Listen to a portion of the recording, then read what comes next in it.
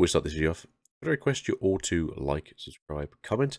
Really does help the algorithm, and as a small YouTube channel, pushing us up to that 1,000 subscribers is the only thing YouTube cares about. So if you can help us get there this year, what you too. Right, let's get back to the video. Good day, Tamers. Welcome back to some more exciting news with me again, swiftly. So for those of you who are probably well aware, if you're into the space of competitive Digimon, NA did have a live stream account with, I think, the Eggman, who has apparently then put all the VODs onto paid subscriptions, which is a little bit despicable. Very smart, but also very, very, very despicable, because at the end of the day, you got free content out of that. Don't be a dickhead.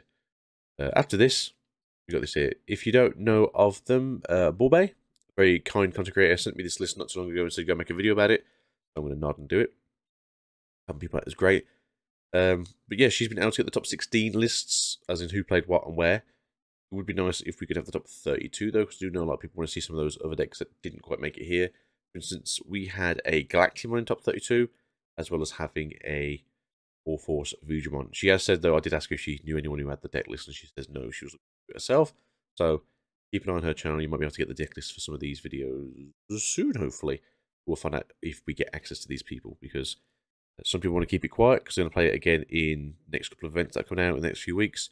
And then some people are like, I did my thing, I'm not too interested anymore, and they'll happily give you their information. So, with that being said, let's jump into this. And as we've probably already seen, let's make the camera a bit bigger because I'm not as tiny. Yeah, Christian ran the X-Heart Triple Minerva deck, and it absolutely cleaned house. I don't know if it was an easy, simple victory. I don't know if they got somewhat lucky and didn't have to run into any of the floodgates.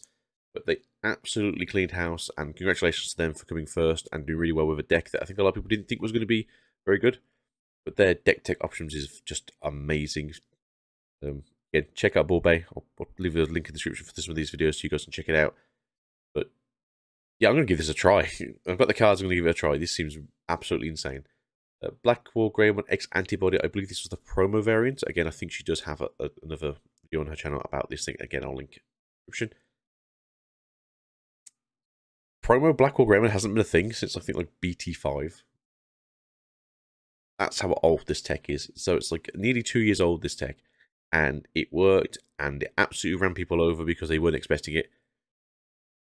I don't know what to say. It did really well, and it took a lot of people by surprise. And I think a lot of people are just like, yeah, I didn't see it coming. Because who really thinks to see Black Wall Greymon promo anymore, swinging in for like free, and then going into Gao and then going into Blitz Omni for game. It obviously works, but it surprised me too. Yeah, so I'm glad stuff is working. Third place was War Grey X. I haven't seen a deck list for this. I did ask for it, and I think she said she couldn't get hold of one either. I'd like to see what they're running. What I've seen, people are just running basically pure red base into piercing instead of running the war cost one. I was gonna try and do like red with black red base, see if it worked, but apparently that's not what they do. And obviously, as of next set, we do get access to the Raiding War Greymon as well, so let's just start slapping people for the fun of it. The X-Hearts 1 Minerva, that list is actually out on Bandai's site, so if you guys want to look at the Facebook group, that will be there. Or, again, I'll link the descriptions for you guys there. The Cross Hearts No Minerva with Merciful Mode, that's really weird. The amount of times I tell my wife that Merciful Mode is absolute garbage, stop running it in your deck, because she runs it in Melga, just so I whack it in security and instantly die. It is ridiculous. Obviously, it did something. It got top 5, so yeah, they did really well there. Again, Merciful Mode in this deck makes some sense just because you're looking for colours. Obviously, if half your deck is yellow, red, or whatever, it makes sense that you just want to have a colour access to it. Then again, we had another Black Wall Greymon X Antibody. It's 6th place, which doesn't surprise me. This was probably the most represented deck here in the lists. And if they had to fight each other, essentially they were always going to be like one down, one down, one down. Going then into just a Black Wall Greymon. I don't know if this was just the promo one, and it ran like a very essentially swing build. Maybe it did. Cross Hearts Minerva.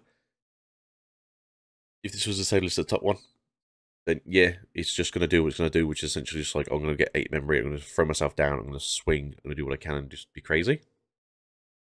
Bloom Lord. I didn't hear anyone say anything about Bloom Lord in top 32. This turned up, apparently did some work. Bloomlord has some very good matchups into this meta, where people always go like, oh no, it's just terrible because you have a wide board, everything just like... Yeah, these decks might only be some of the cross hearts that run like one Def X. The rest don't care about Def X. They're too busy with like a full engine of doing their own things. And Bloomlord, turn 2 can be like 4 bodies on the field. I'm going to swing 3 things are suspended, so I'll gain 2,000 and an extra attack on my first turn. And then the following setup is essentially I'll swing with my 4 things. You're already at 3 security. Oh no, my little thing died. Uh-oh, my little thing died. Uh-oh, my little thing died. I'll swing for game. Like, Bloomlord is scary, a lot of people give it credit for. It does help if you get lucky in security. So the first thing they hit is like the suspend tool. And there's nothing you can do about it. But if you're suspended and Bloomlord gets piercing, it's just going to just go ham and win. Nothing you can do about it. And also gaining memory is ridiculous. Unless it's going up against essentially like a purple decks that just go like, you know, Gazzy. I'm not going to let you gain memory. It's very awkward. Blue Flare again has a very good matchup into some of these decks because it just slows them down to the point where they can't swing. Now that we obviously know about Black War promo, I expect Blue Flare to be a bit more prominent because it's just source stripping. So it's hard to swing more than once if you haven't got sources. X antibody here. Very normal one. I do believe this is also in the promo Black War Greymon because the old, oh sorry, the BT8 Black War Greymon is, as everyone says, just not a great card at the moment. Obviously, you have access to Hades now. Hades is really good at stripping all Tamers anyway, so if you want to run on two of those instead, you don't really need to have the 2 or 3 Black War Greymons because they're not doing anything special in comparison. And if you do have just the promo on the field, or Gao on the field, because it is classed as a Greymon, you hit down security, just buy all your Tamers. It's very strong. Then we had X Hearts. I'm going to put this as more like a pure build, so it's just like pure shout stuff. Or possibly X7, which I think people need to start saying, oh, this is Cross Hearts X7, which is a different deck to Minerva. Like, it's very different. Joe came in, where are we now? 9, 10, 11, 12, 13, 13th. With Black or Grey with X. I don't know this build. I should have asked because I was talking to Joe over the weekend, fortunately. So I'm going to presume it's more of the more common build, which is the 3 black BT8, 2 of the new ones, and then 2 Gao. Obviously, you get to choose your matchups in terms of like how you need to do it. If you need to be more controlling, you go the X variant. If you want to be more aggressive, you go Gao. And then I'll just presume they're in the same package of like 1 Blitz, 1 BT5, and then 1 BT10 X antibody. Security control. Got this far. To be fair, there's not a lot of decks that don't check things in security. You just kind of throw things and hope for the best. I don't know what variant of security control deck this was. This could just be a very standard like red, yellow, purple deck that just goes, oh, crash into my security and hope for the best. It could have been essentially just like a Holy Wave variant, which is just like, oh, no, don't get to swing anymore, stop swinging. Marry with Black War Greymon X antibody. Again, I'll presume this is a standard one, has not seen the builds, and from what I can tell, Bandai's not be showing us any more builds. And then top 16, Grandis. Again, I'll presume this is the normal Grandis build, although there have been Grandis builds that run around with Def X's just to sort of like slow down X Heart, which makes a lot of sense.